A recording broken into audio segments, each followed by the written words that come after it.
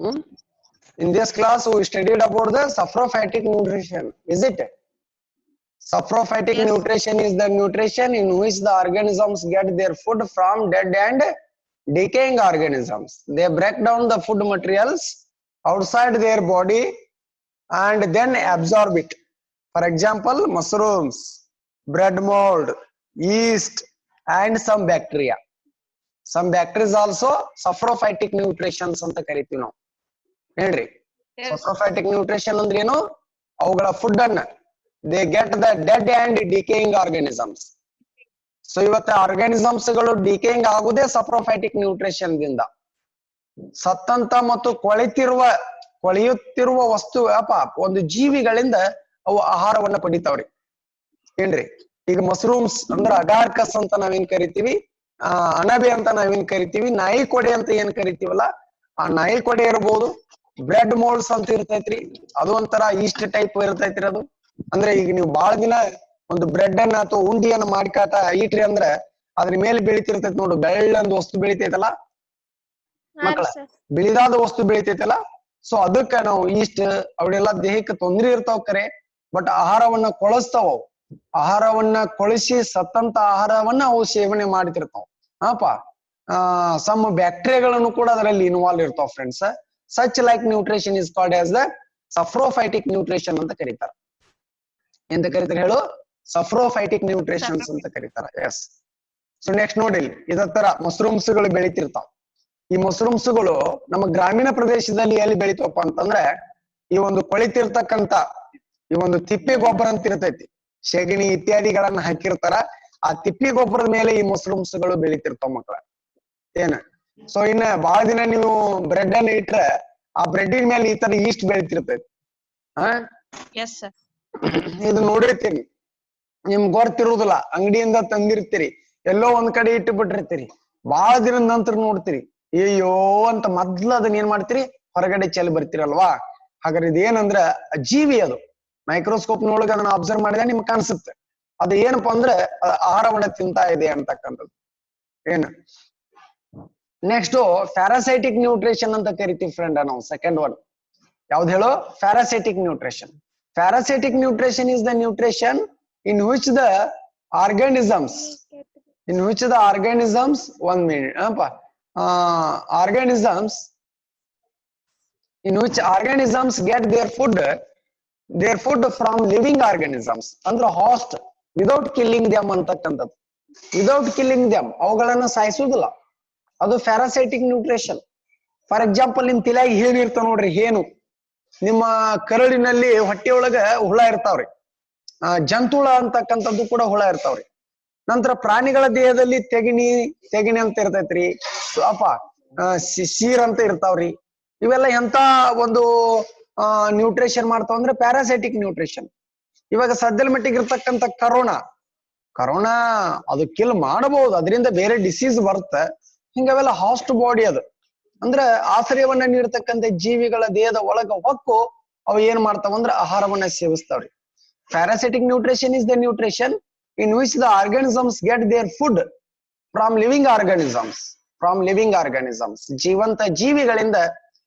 ಜೀವಂತ ಜೀವಿಗಳಿಂದ ಆಹಾರವನ್ನ ಪಡಿತಕ್ಕಂಥದ್ದು.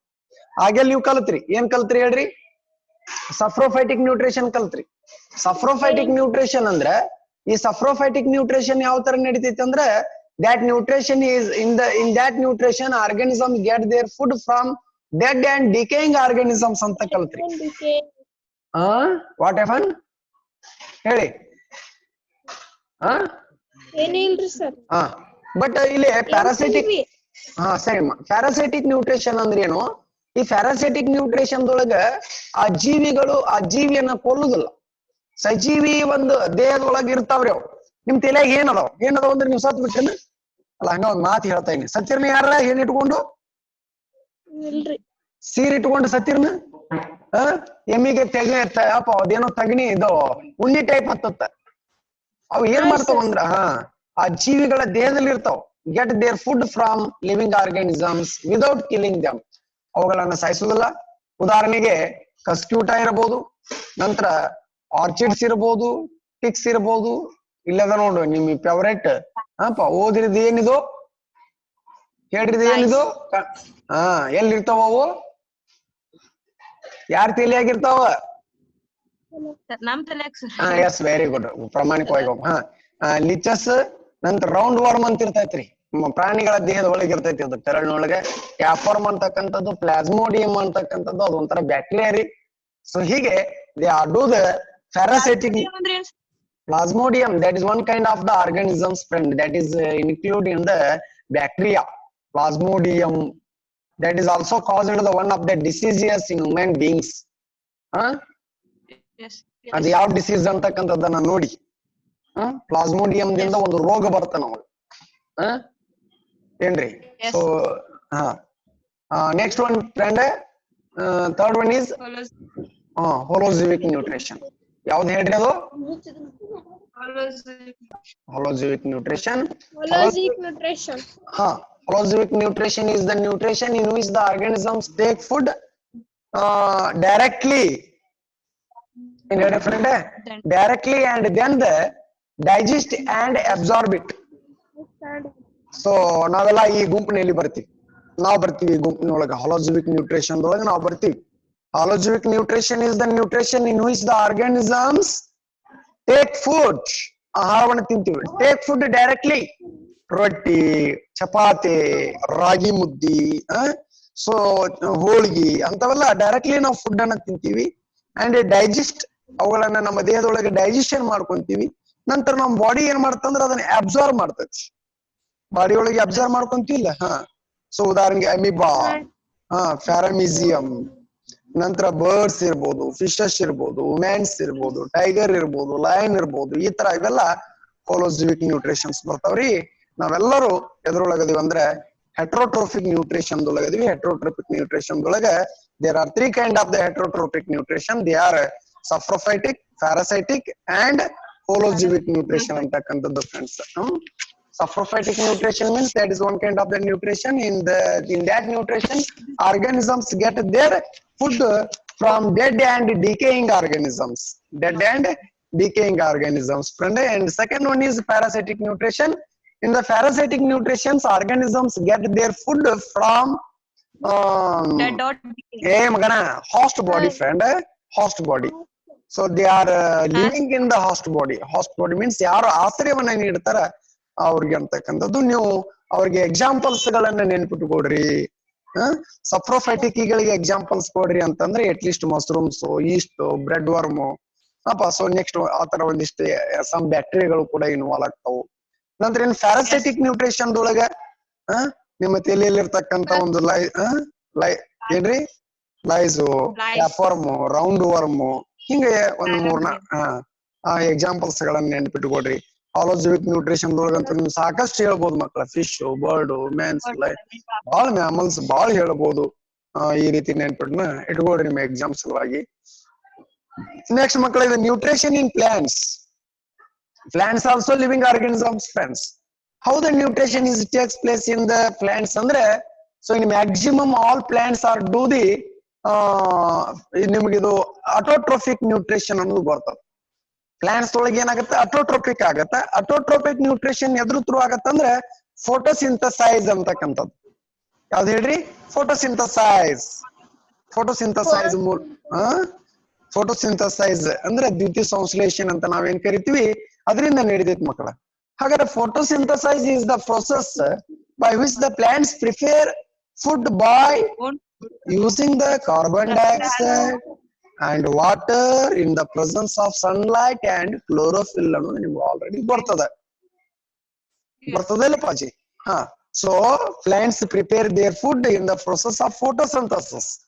Photosynthesis is the process by which the plants prepare food by using the carbon dioxide and water in the presence of sunlight and chlorophyll in the presence of sunlight and chlorophyll ಅಂತಕ್ಕಂಥದ್ದು the food prepared is carbohydrate then already ನಾನು ಇದನ್ನ ಹೇಳೀನಿ so ಏನಪ್ಪಾ ಅಂತಂದ್ರೆ the plants prepare the food and stored some amount of food they are utilized and excess amount of food they are stored in the form of starch ಅಂತ ನಾನು ನಿನ್ನೆ ದಿನ ಏನ್ ಹೇಳಿದ್ದೆ ಸ್ಟಾರ್ಚ್ ರೂಪದೊಳಗ ಅಥವಾ ಕಾರ್ಬೋಹೈಡ್ರೇಟ್ ಗಳ ರೂಪದಲ್ಲಿ they also stored in the form of carbohydrate ಅಂತಕ್ಕಂಥದ್ದು ಮಕ್ಕಳ so which is stored in the form of starch ಅಂತಕ್ಕಂಥದ್ದು ನಿಮ್ಗೆ ಆಲ್ರೆಡಿ ಗೊತ್ತದು and also in the photosynthesis process oxygen is released here.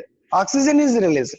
Friends, plants also used the some amount of oxygen because plants also living organisms as like as us.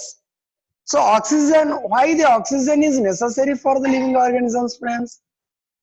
Because oxygen is help in the you mind it burning of food in our body, means in the cell, means in the mitochondria. Mitochondria is the powerhouse of the cell, already you know that, is it? Yes. So in the mitochondria glucose entered the glucose is entering, water is entering, and also oxygen is entering. There is takes place the combustion means ಅಪ್ಪ ಅಲ್ಲಿ ದಹನ ಕ್ರಿಯೆ ಅಂತ ಕರಿತೀವಿ ನಾವು, chemical reaction ಆಗತ್ರಿ ಅಲ್ಲಿ. ಆ ಕೆಮಿಕಲ್ ರಿಯಾಕ್ಷನ್ ಯಾವ ಫಾರ್ಮ್ ದೊಳಗೆ ಇರ್ತಂದ್ರೆ ಕಂಬಷನ್ ಅಂದ್ರೆ ಉರಿಯೋದು, ದಹನ ಕ್ರಿಯೆ ಅಂತ ನಾವು ಕರಿತೀವ್ರಿ. ನೋಡ್ರಿ ಈ ದಹನ ಕ್ರಿಯೆಗೆ oxygen is very necessary friend. Oxygen ಇಲ್ಲಪ್ಪ ಅಂದ್ರೆ ಅಲ್ಲಿ ಏನಾಗುದಿಲ್ಲ ಅಂದ್ರೆ ಒಂದು ಫೈರಿಂಗ್ ಆಗುದಿಲ್ಲ ಫ್ರೆಂಡ್, ಉರಿ ಹತ್ತುದಿಲ್ಲ, ಅಲ್ಲಿ ದಹನ ಕ್ರಿಯೆ ನಡೆಯುದಿಲ್ಲ. ನೀವು ಗೊತ್ತಿಲ್ಲ, ನೀವು ನಾವು ಚಿಕ್ಕವರಿದ್ದೊಳಗ ಹಗೆವಂತ ಇರ್ತಿದ್ದು ಜೋಳ, ನಮ್ಕಿಂತ ಫಸ್ಟ್ ನಮ್ಮ ಪೂರ್ವಜರು ಗೋಧಿ ಸತ್ಯಕ್ಕೆ ಹಾಕ್ತಿದ್ರಂತ ಹಗೆದೊಳಗ. ಬಟ್ ಜೋಳವನ್ನ ಹಾಕುವಾಗ ಹಗೆವಂತಕ್ಕಂಥದ್ದು ಒಂದು ತೆಗ್ಗೋದು ಭೂಮಿಯಲ್ಲಿ ತೋಡಿರ್ತಿದ್ರು ಆಳವಾಗಿ. ಅದನ್ನ ತೆಗೆದು ಕೂಡಲೇ ಏನ್ ಮಾಡ್ತಿದ್ರು ಅಂದ್ರ ಸ್ವಲ್ಪ ಟೈಮ್ ಬಿಡ್ತಿದ್ರು ಅದನ್ನ, ಅದರೊಳಗೆ ಆಕ್ಸಿಜನ್ ಹೋಗ್ಲಿ ಅಂತಂದು. ಅದು ಸಂಪೂರ್ಣವಾಗಿ ಆಕ್ಸಿಜನ್ ಹೋಗೈತಿಲ್ಲ ಅಂತ ನೋಡ್ಬೇಕಂದ್ರೆ ಒಂದು ಬಕೆಟ್ ತಗೊಂತಿದ್ರು. ಆ ಬಕೆಟ್ ನಲ್ಲಿ ಒಂದು ದೀಪವನ್ನ ಹಚ್ಚಿಡ್ತಿದ್ರು, ಚಿಮಿನಿ ಅಂತ ಇರ್ತಿದ್ರು ಹಿಂದೆ. ಅದಕ್ಕೊಂದು ಹಗ್ಗ ಕಟ್ಟಿ ಹಗರ್ಕ ಬಿಡ್ತಿದ್ರು ಹಗೆದೊಳಗೆ. ಅದು ಒಂದೊಳ್ಳೆ ಚಿಮಿನಿ ಶಾಂತಿ ಆಗ್ಲಾರ್ದ ಅಂದ್ರ ಉರಿತಾ ಇತ್ತಂದ್ರ ಅದ್ರಲ್ಲಿ ಆಕ್ಸಿಜನ್ ಐತಪ್ಪ ಅಂತ ಹೇಳ್ತಿದ್ರು. ಇಲ್ಲ ಅದು ಪಟ್ಟಣ ಆರ್ತಿ ಅಂದ್ರೆ ಇಲ್ಲ, ಇನ್ನು ಆಕ್ಸಿಜನ್ ಅದ್ರೊಳಗೆ ಹೋಗಿಲ್ಲ, ಅಲ್ಲಿ ಹಗೆದೊಳಗೆ ಆಕ್ಸಿಜನ್ ಇರ್ಲಾರ್ದ ನಾವ್ ಇಳಿದ್ವಿ ಅಂದ್ರೆ ನಾವು ಸತ್ತು ಹೋಗ್ತೀವಿ ಅಂತಕ್ಕಂಥದ್ದನ್ನ ನಮ್ಮ ಪೂರ್ವಜರು ನೆನೆಸ್ಕೊಂತಿದ್ರು ಫ್ರೆಂಡ್. ಹೀಗೆ oxygen is very important friend. Combustion also, ದಹನ ಕ್ರಿಯೆ. ಸೊ ಹೀಗೆ ಪ್ಲಾಂಟ್ಸ್ ಏನ್ ಮಾಡ್ತಾವ ಅಂದ್ರೆ ಅವ್ರು ರಿಲೀಸ್ ಮಾಡಿರ್ತಾವ ಈ ಫೋಟೋಸಿಂಥಸಿಸ್ ಪ್ರೊಸೆಸ್ ದಲ್ಲಿ. ಅವ್ರು ರಿಲೀಸ್ ಮಾಡಿರ್ತಾವ ಕಾರ್ಬನ್ ಡೈಆಕ್ಸೈಡ್ ಅನ್ನ ತೆಗೆದುಕೊಂಡಿರ್ತಾವ. ಕಾರ್ಬನ್ ಡೈಆಕ್ಸೈಡ್, ವಾಟರ್, ಸ್ಟಾರ್ಚ್, ಈ ಪ್ರತಿಯೊಂದು ಏನೇನ್ ಪರ್ಟಿಕ್ಯುಲರ್ ಫಂಕ್ಷನ್ಗಳು ಪ್ಲಾಂಟ್ ಬಾಡಿ ಒಳಗೆ ಆಗ್ತಾವ ಅನ್ನೋದನ್ನ ನಾ ನೆಕ್ಸ್ಟ್ ಇದೇ ಸಬ್ಜೆಕ್ಟ್ ಹೇಳುವಾಗ ಹೇಳ್ತೀನಂತ ಮಕ್ಕಳ. ಬಟ್ ಅಲ್ಲಿ that is release the oxygen and also water wafers.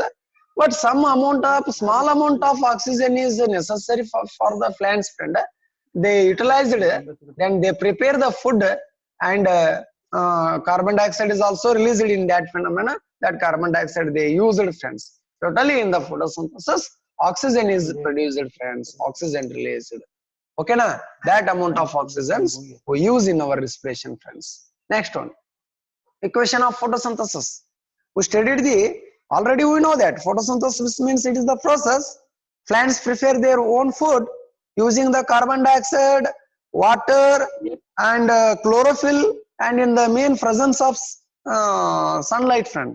They prepare the food in the form of starch and also release the oxygen. But we studied now here equation. It is a carbon dioxide, friend. CO2, carbon dioxide. 6 molecules of carbon dioxide is there here. 6 molecules of water molecules are there here, and 1 molecule of glucose formed here. Glucose, C6H12O6, friend. Glucose means it is also in the form of carbohydrate or starch. Glucose is there in many form, and here oxygen is released, friend. 6 molecule of carbon dioxide are combined with the 6 molecule of water molecules, then get the 1 molecule of glucose and 6 molecule of oxygen. And also in the presence of sunlight and chlorophyll. This phenomenon is called as the photosynthesis. Here also takes place the respiration, friends. Respiration, friends. Are you understand? Yes, sir. Yes, sir. Yes. Can I go next? Yes. Look here, friends. Process of photosynthesis. It is very important. It is 2 or 3 marks question in your examination. Okay, which one? Process of photosynthesis. So photosynthesis, photosynthesis is don't talking when I teach. If you have any problem, please ask the questions. Okay. Yes. Photosynthesis takes place in 3 main steps. In 3 main steps. In 3 main steps, friends. In 3 main steps. In main 3 steps. Where is others? Photosynthesis takes place in main 3 steps. You remember this point? It is asked in examination up to 3 marks question. They are, first one is absorb of light energy by chlorophyll. Chlorophylls, already you know that these are the green pigments. These are present in the leaves. So chlorophylls are used in the absorb of the light. Friend, it is photosynthesize.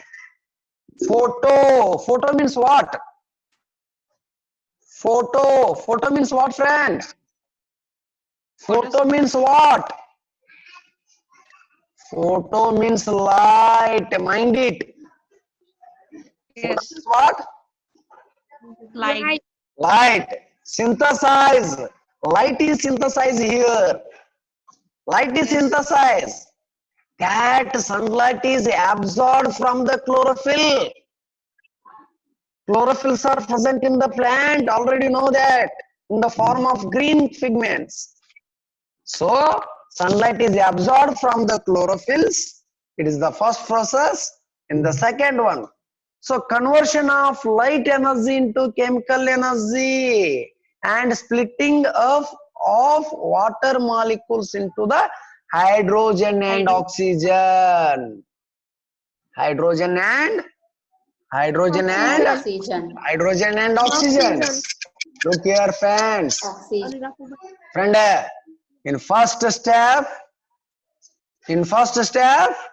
chlorophylls are help in the absorb of the light energy.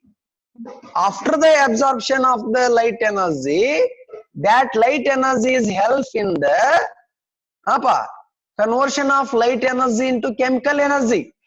In the plant body, this light energy is converted into chemical energy. Converted into what energy? Chemical energy, friends. ಯಾವ energy ಆಗತ್ತದು? Chemical energy ಆಗತ್ತೆ ಮಕ್ಕಳ. ಯಾವ energy ಆಗತ್ತೆ ಹೇಳ್ರಿ? Chemical energy ಆಗಿ conversion ಆಗತ್ತೆ. Yes. Chemical energy ಆಗಿ conversion ಆಗತ್ತೆ. ಹಾಗಾದ್ರೆ and splitting of water molecules into hydrogen and oxygen. ಹಾಗಾದ್ರೆ ಆ ಒಂದು ಕೆಮಿಕಲ್ ಎನರ್ಜಿ ನಮ್ಗೆ ಎದಕ್ಕೆ ಹೆಲ್ಪ್ ಮಾಡ್ತೈತೆ ಅಂದ್ರೆ ಪ್ಲಾಂಟ್ ಏನು ವಾಟರ್ ನ ಅಬ್ಸರ್ವ್ ಮಾಡ್ಕೊಂಡಿರ್ತೈತಲ್ಲ, ಇದು ವಾಟರ್ ಅಲ್ವಾ? ಇದು ವಾಟರ್ ಹೌದ್ರಿ ಮಕ್ಕಳೇ? ಇಲ್ಲಿ ನಮ್ಗೆ ಲೈಟ್ ಎನರ್ಜಿ ಏನಾಗಿರ್ತಂದ್ರ ಕೆಮಿಕಲ್ ಎನರ್ಜಿ ಆಗಿರ್ತೈತಿ. ಲೈಟ್ ಎನರ್ಜಿ ಏನಾಗಿರ್ತೈತಿ ಮಕ್ಕಳ? ಕೆಮಿಕಲ್ ಎನರ್ಜಿ ಆಗಿರ್ತೈತಿ. ಈ ಕೆಮಿಕಲ್ ಎನರ್ಜಿ ಏನ್ ಮಾಡ್ತೈತಿ ಅಂದ್ರ ಈ ವಾಟರ್ ಮಾಲಿಕ್ಯೂಲ್ ಅನ್ನ ಏನನ್ನ ಮಕ್ಕಳ? ಈ ವಾಟರ್ ಮಾಲಿಕ್ಯೂಲ್ ಅನ್ನ ಹೈಡ್ರೋಜನ್ ಮತ್ತ ಆಕ್ಸಿಜನ್ ಮಾಲಿಕ್ಯೂಲ್ ಗಳನ್ನಾಗಿ ಡಿವೈಡೇಷನ್ ಮಾಡ್ತೈತಿ. H+, O-. Mind it, this point carefully.